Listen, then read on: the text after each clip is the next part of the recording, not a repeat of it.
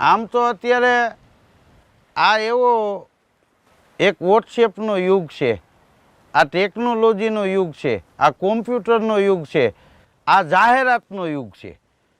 હમણાં એક ભાઈને બા ગુજરી ગયા તો એ પેપરમાં આપવા ગયો કે આમાં અમારે બાનો ફોટો મૂકવો છે, એના તમે કેટલા રૂપિયા લેશો? તો કે એના 200 રૂપિયા. તો કે બાનો ફોટો મૂકો અને લખો બા તો બા જ હતા, જિંદગીમાં અમે કોઈ દી ભૂલી શકશું નહીં. તો બન્યું એવું કે લખવાવાળો ભૂલી ગયો તો સવારે છાપામાં આવ્યું કે બા તો તોબા હતા, જિંદગી પર અમે ભૂલવાના નથી. ઓલા લોકો ત્યાં ગયા કે બા તો બા જ હતા, બા તોબા નહોતા. તો કે હવે છપાઈ ગયું પછી શું થાય? હવે એ કે લાવો બીજી વાર મફતમાં છાપી. હા, પણ એકવાર આવી ગયું તો આવી જ ગયું ને. અમુક વસ્તુ તમે પુલેથી ગાડી હેઠી નાખો પછી ચોરી કયો તો એ કાંઈ ચોરી અટકે નહીં. એ તો બે જણાની જિંદગી પૂરી કરી નાખે. લુગડા ધોતા હોય પુલ હેઠે એને મારી નાખે કારણ વિના હાબુના ગોટા. અમુક પુલ ન હાલે. હા, એક ભાઈ ગયો ને એ કે મારા કાકા ગુજરી ગયા છે, ટૂંકું લખાણ આપીએ આપણે શોર્ટકટમાં, ફોટો આપી તો પૈસા ઓછા કરજો ને. કે ભાઈ 200 રૂપિયાથી ઓછું ન થાય. તો કે ફોટો મૂકો અને કાકા મરી ગયા છે એવું લખી નાખો. તો ઓલો કે ભાઈ કાકા મરી ગયા છે એટલું જ હાવ ન હાલે. તો કે નીચે લખી નાખો મારુતિ વેચવાની છે, મારું એડ્રેસ ને ફોન નંબર લખી નાખો. હવે એને શ્રદ્ધાંજલિના ફોટામાં જાહેરાત કરવી. એક ગામમાં તો ગમે એ કોઈ ગુજરી જાય ને તો એક ભાઈ કહેતા તાર કાકા ગુજરી ગયા કે હા, કે બેટા એનો એક ફોટો લેતો આવજે અને તમારા ભાઈઓના નામ લાવો.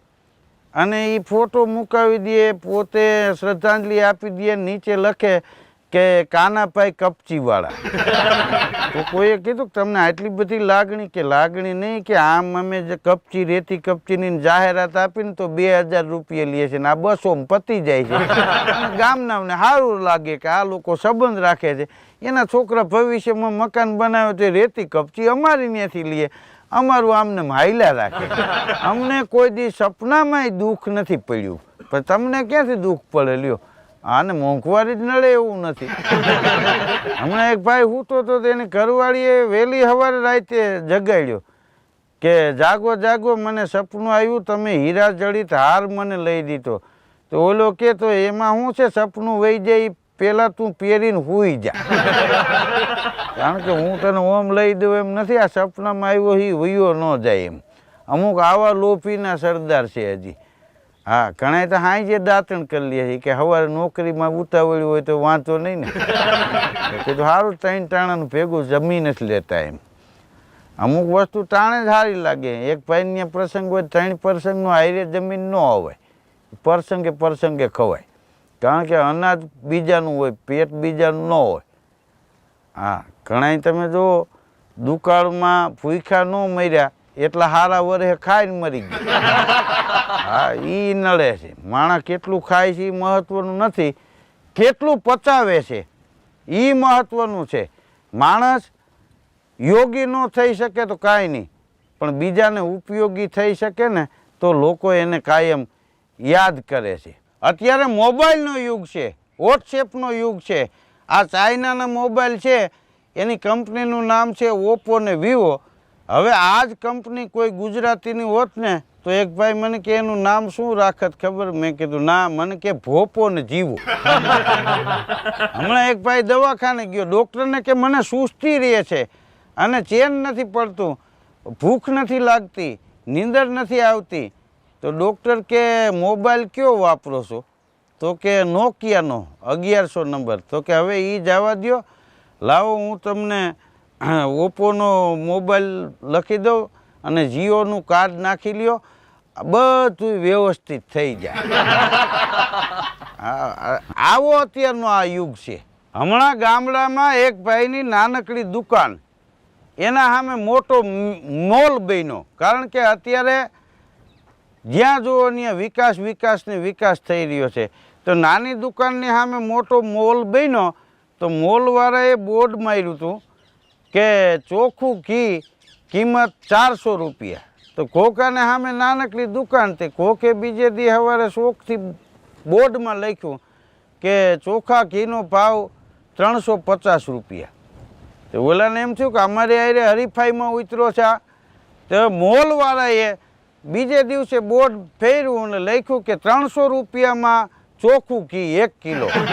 તો ખોખાએ તરત લખી નાખ્યું કે 250 રૂપિયામાં ચોખ્ખું ઘી મળશે. પછી મોલવાળાએ ગામના એક ભાઈને મોકલા કે તમે આ ખોખાને સમજાવો, અમારે આવડો મોટો મોલ છે, ખોખાને નાનકડી દુકાન છે, અમારા સામે એ હરીફાઈમાં ઉતરો છે, ખોખો ટકી નહીં હગે, નકામાં એના છોકરા સડિયું વિનાના રહે. તો એ માણા ગામનો ખોખાને સમજાવવા ગયો કે ખોખા ક્યાં તારી નાનકડી દુકાન, ક્યાં ગાંગો તેલીન, ક્યાં રાજા ભોજ, ક્યાં નાનકડી તારી દુકાન, ક્યાં મોટો મોલ, અને એની સામે એ કે તું હરીફાઈમાં ઉતરો. શું હરીફાઈ? તો કે ઘીની હરીફાઈ. ચોખ્ખું ઘી 400માં વેચે તે બોર્ડ માર્યું 350માં, એને 300 કર્યા, તે 250 કર્યા. તારો ઈરાદો શું છે? તું એની સામે ટકી હગીશ? ખોખો કે ભાઈ મારી વાત તો તમે સાંભળો, સીધા ખકલાવા જ મંડો છો. મારે ક્યાં ઘી વેચવું? તો કે હું તો ખાલી બોર્ડમાં લખું છું, વેચે છે તો એ પોઈચ. હમણાં એક બેન વેપારીની દુકાને ગયા, એ કે 500 ગ્રામ સાબુદાણા આપો. એટલે વેપારી સાબુદાણા આપ્યા અને રૂપિયા આપી દીધા. ઘેરે જઈને એના ઘરવાળાને કે આ લોકો કેટલા છેતરવા બેઠા છે વેપારીઓ. કે કેમ? એ કે મેં સાબુદાણા લીધા 500 ગ્રામ. તમને એમ લાગે કે આ ખોટું બોલે, પણ તમે જો પડીકું ખોલ્યું, આમાં ક્યાંય સાબુ દેખાય છે? નકરા દાણા જ છે. તો એનો ઘરવાળો કે ગાંડી, તોય એટલું સારું કહેવાય તને એટલો વિચાર ન આવ્યો કે તું વાઘ બકરી ચા લેવા ન ગયો. હા, ને અત્યારે તો આટલો દવાનો યુગ છે, આટલા સારા સારા દવાખાના થઈ ગયા, મોટી હોસ્પિટલો થઈ ગઈ, 108 આવી ગઈ, 101 આવી ગઈ.